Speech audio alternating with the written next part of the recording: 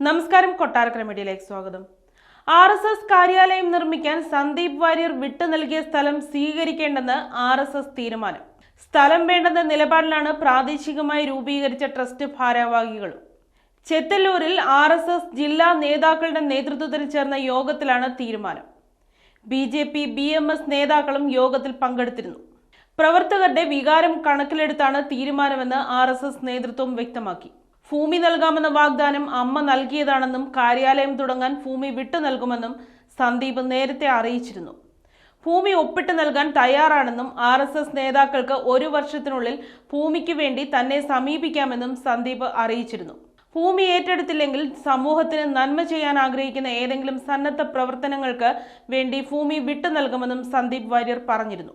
BJP വിട്ട് കോൺഗ്രസിൽ ചേർന്നതിന് പിന്നാലെയാണ് RSSന് ഭൂമി നൽകാൻ തയ്യാറാണെന്ന് സന്ദീപ് വാര്യർ അറിയിച്ചത്. അമ്മ മരിക്കുന്നതിന് മുന്നോടിയായി കൊടുത്ത വാക്കായതുകൊണ്ട് തന്നെ അതിന്റെ നടപടിക്രമങ്ങൾ പൂർത്തിയായിട്ടില്ലെന്നും താൻ അക്കാര്യങ്ങൾ ചെയ്യാൻ തയ്യാറാണെന്നുമാണ് സന്ദീപ് അറിയിച്ചത്.